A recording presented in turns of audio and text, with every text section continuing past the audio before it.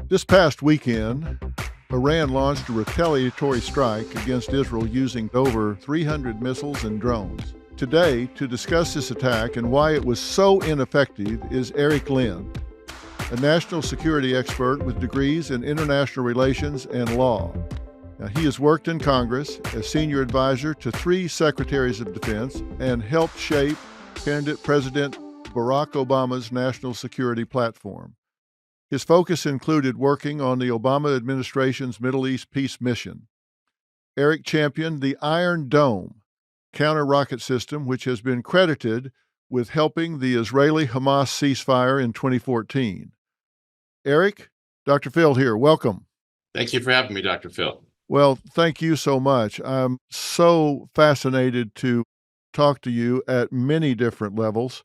I have been following and actually commenting on this Israeli-Hamas situation since October 7th, actually, and have been very critical of what's been going on recently with media and world leaders as well, kind of bailing on Israel and being, I think, kind of weak-kneed about their position in protecting themselves against Hamas, who's still holding hostages. And I've been very critical of what's happening at some of our American universities as well. So was not surprised to see Iran do what they did, but I was very pleased to see how ineffective it was.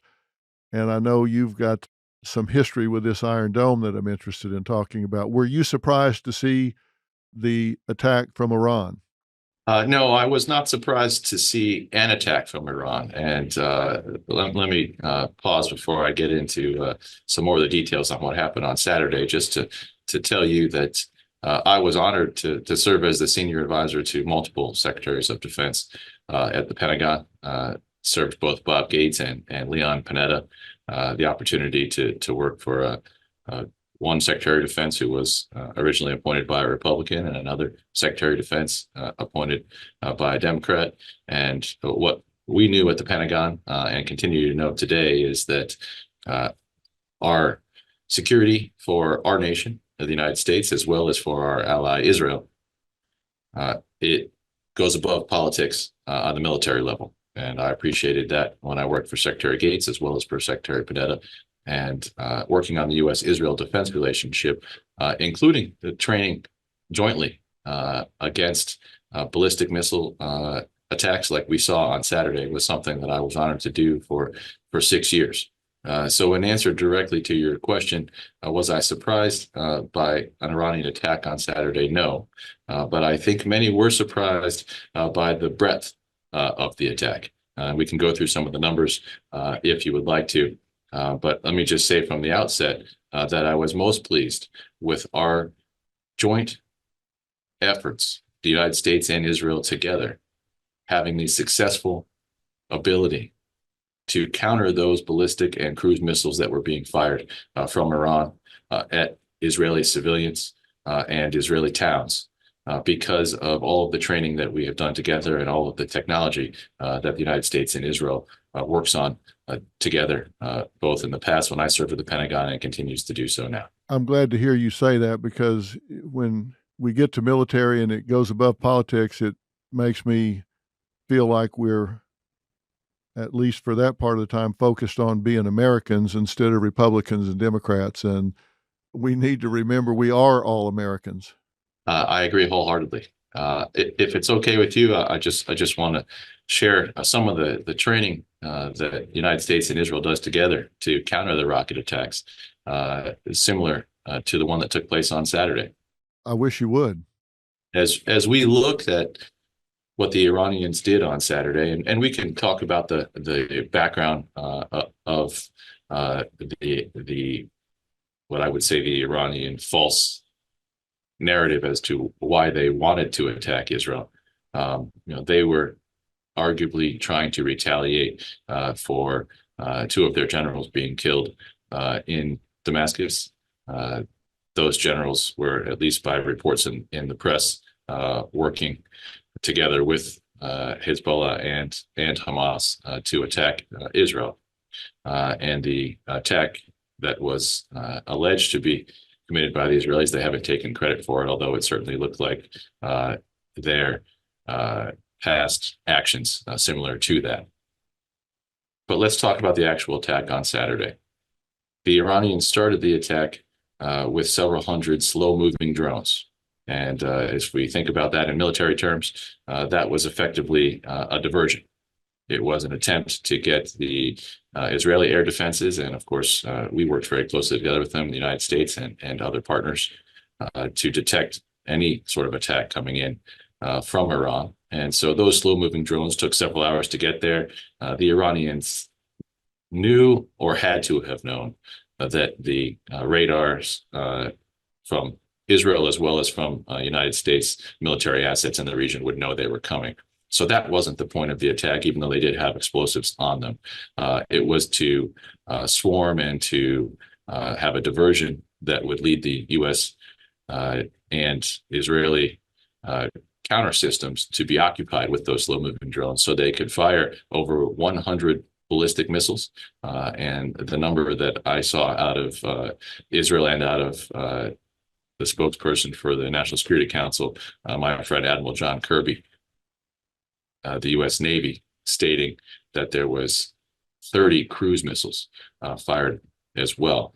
And I mentioned earlier that I wanted to talk about some of the joint training that has taken place. But going back to the year 2009, and this is all in the public sphere, you can read about it in the press, the United States military trained with our allies in the Israeli Defense Forces using several layers of missile defense to defend a scenario where missiles and rockets were fired from the east at Israel from an unknown country.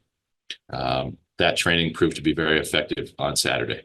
And we can go into some of the different levels that were used. But Israel has a multi-tiered counter-rocket and counter-missile system, and we've developed that with the Israelis and the United States.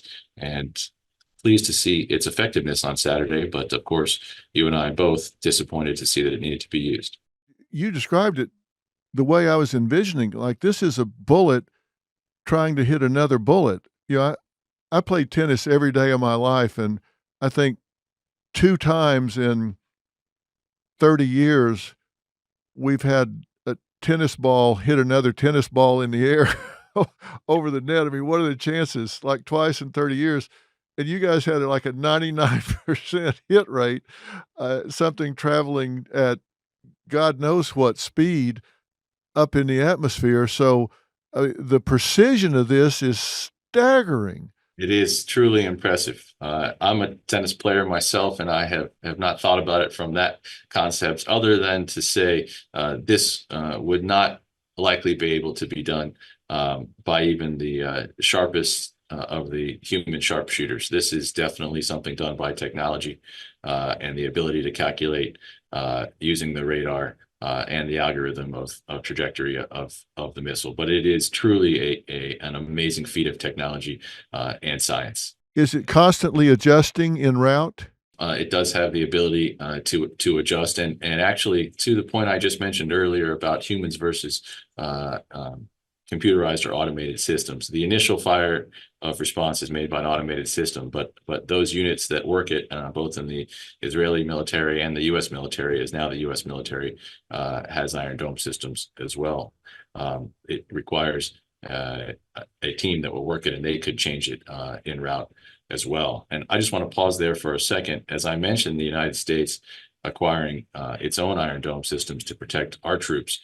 I will say that I was very pleased to see that the Commander-in-Chief and the Secretary of Defense, Secretary Austin, made the decision at the beginning of the Gaza war after October 7th that the United States has now sent over our Iron Dome systems to help backfill what the Israeli Iron Dome systems are doing.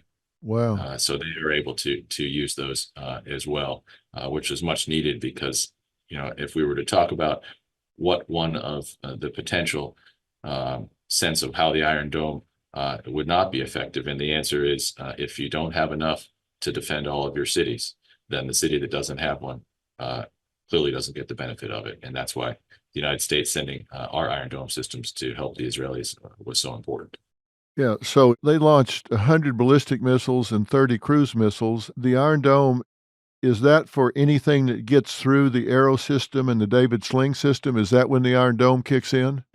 In that scenario, yes. If they're firing a ballistic missile, then it would see if the others would not be able to hit it. The truth is, the Iron Dome system was developed to be a short-range counter rocket system, meaning intended for not ballistic missiles, but really for the short-range rockets fired out of Gaza or out of Hezbollah, or of course those that were fired at our troops in Iraq and Afghanistan. It's intended as a short-range counter rocket system. But if the other larger systems that really are intended for the higher tier, right? The Arrow is shooting above the atmosphere, and David Sling is shooting those ballistic missiles that are in the middle. The Iron Dome can shoot down those missiles or rockets as they become closer to their target. But I would tell you, I would rather see the other systems used, because if it's that close to the target, it's pretty close to hitting. Yeah. What's the range on the Iron Dome? Is it like a 10-mile, 20-mile, 50-mile? So the range on the Iron Dome, they typically talk about it as a 75-kilometer range. The Israelis using the kilometers there, so it's just about 40 miles. Wow. Yeah, you get a little nervous when they're getting that, because that's pretty fast. Yes, it is. That's why the Arrow system and the ballistic missile firing system, the David Sling, it's very similar to Iron Dome, and it does similar point-to-point interception, but it's used for those larger missiles, and that's why it was good to see it be effective on Saturday evening, but sorry to have to see it used. Yeah. Have they been using the Iron Dome system prior to this with missiles being fired out of Gaza? Yes, they have. First, going back to as early as 2011, when we first fielded the Iron Dome system. Unfortunately, it was not like systems of the past that we developed and did not see combat. The Iron Dome was used almost immediately after being fielded, and its success rate has continued to hold up over time in shooting down those rockets that are fired from Gaza. Having spent time traveling between the Pentagon and the Kiryat, which is the Israeli Ministry of Defense, during my time at the Pentagon, there were times when I was in Israel and rockets were fired at Israel from Gaza, and the Iron Dome intercepted them when we and our team from the Pentagon were there.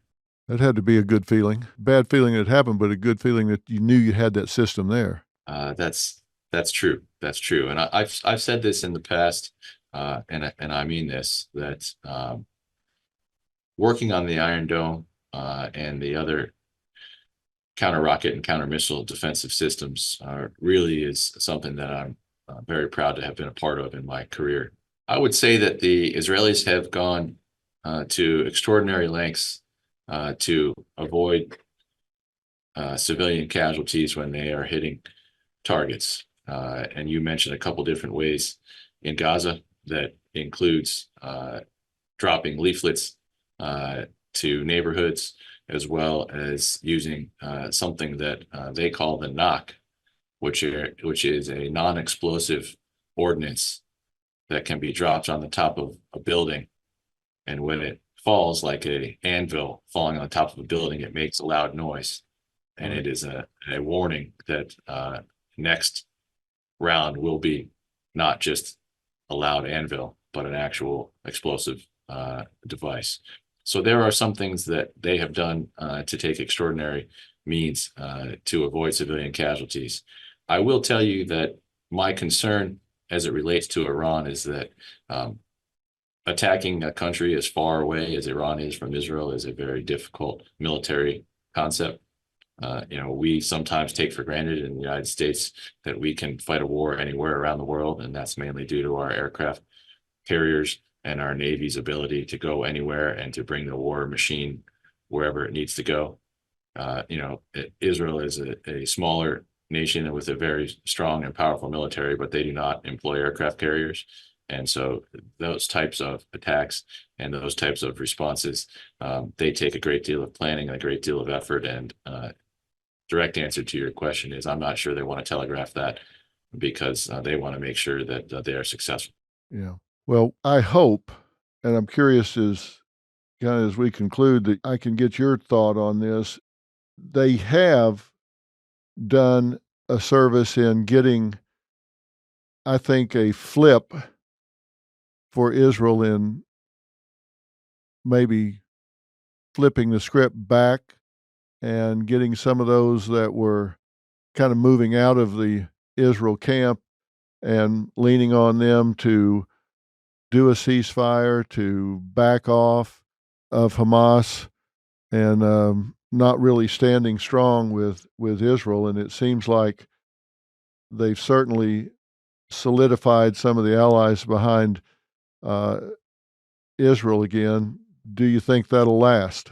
Well, I would say that Iran attacking Israel was a mistake.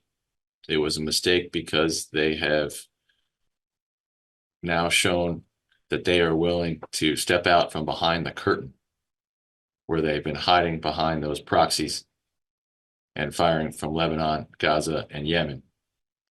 And now the world knows Iran for who it is, and the Israelis see that the Iranians are willing to actually attack their own territory. And the Israelis will now be able to respond to reestablish that deterrence. But they have also, as you just stated, brought the world to support Israel once again in the face of Iran. And I think the Israelis understand that, and the Iranians misunderstood that, where they saw some in Europe as well as some parts of the United States not supporting Israel in what's taking place in Gaza. And now they have reversed that by bringing both the Europeans and others in the region to stand up against Iran alongside Israel. They have done more to help Israel gain the diplomatic support that may have been somewhat decreasing than they ever planned for. And that was their true failure in their attack on Israel on Saturday. Well, as you say, miscalculation. I would love to have been a fly on the wall with the military commanders and the Ayatollah the next morning for the debrief to say, well, here's how this all came down. We did all this, we did all that, and we did hit a girl with some shrapnel, but she seems like she's going to be okay. Other than that, we've pissed off everybody, and they've lined back up with Israel. Other than that, I don't seem like we've achieved much. I'd have loved to have been a fly on that wall. Well, as we learned in the U.S. military and Department of Defense, there is not a lot of honesty in failed military operations. And what I mean by that is if we look back at Saddam Hussein's army in Iraq, his spokesman used to say that they were winning the war against the United States. And if you remember those videos behind him where U.S. tanks were rolling into the town behind him, but he would stand on television and say that they were winning. Yeah. I did see a report that the Iranian national press said they killed 30 Mossad agents in southern Israel at an Air Force base. And my only response to that is I have no knowledge of which base they're talking about, but why would 30 Mossad agents, which is their spy agency equivalent to the CIA, be at an Air Force base in southern Israel? They wouldn't be. And also, Israel is a nation that would report if there were 30 casualties to their agents. So again, not a lot of truthfulness in military failure spokespeople. Yeah, well, maybe they're selling that. I suppose that's a possibility. So they have to sell something to their public because their attack on Saturday was really a failure, both in the tactical military sense as well as in the strategic political sense, as you just said. Yeah. Well, Eric, listen, I see by our clock on the wall that we're out of time. This has been absolutely intriguing. Thank you for taking the time to demystify so much of this for us and give us some insight into how this works, how it went down. Thank you very much for having me, and I appreciate the questions. I enjoyed the conversation and happy to continue it at any time in the future.